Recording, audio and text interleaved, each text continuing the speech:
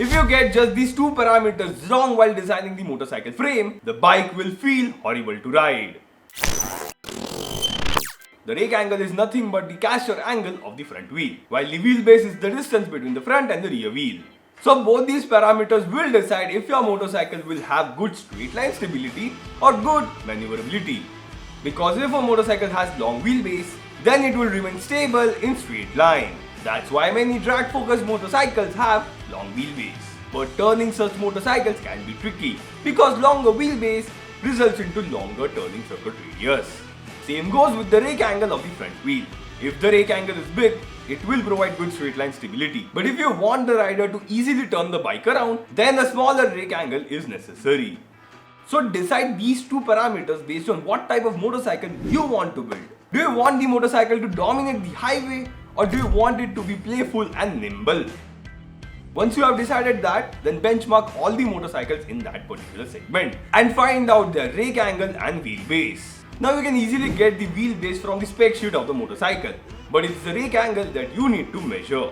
And for this you definitely need a protractor, a ruler and a pencil.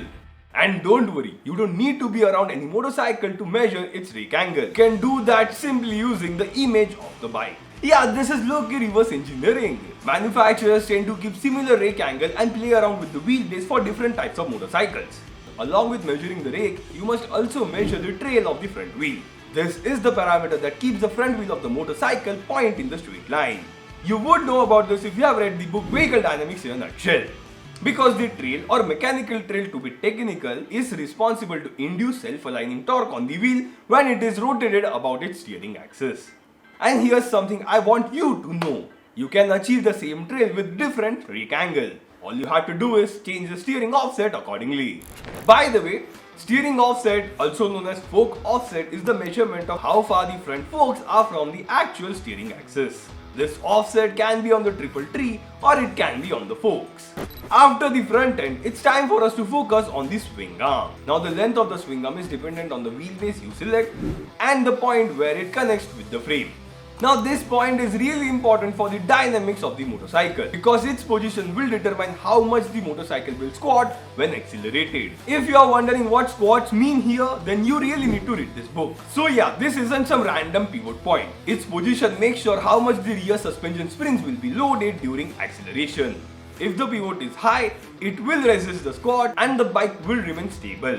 But if the pivot is low, then the rear suspension will drop significantly during acceleration. Now this doesn't mean that a higher pivot point for the swing arm is the best option. There are consequences to such suspension design which you would be aware of if you have read this book.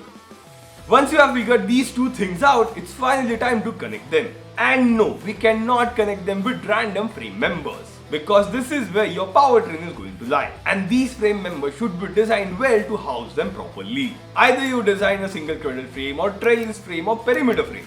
These members should be spread apart well to house the engine or the battery pack. This is how you get the basic frame ready. Then you can start working on the subframe of the motorcycle.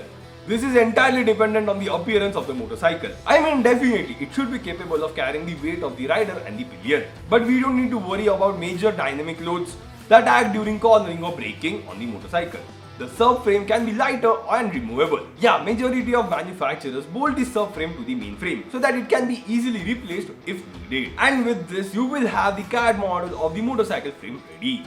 The next step is to see if it can withstand different forces or not. And for this, you should watch this video to see which frame type distributes the stresses efficiently. Because the performance of a bike depends on how well the frame behaves with all loads acting on it.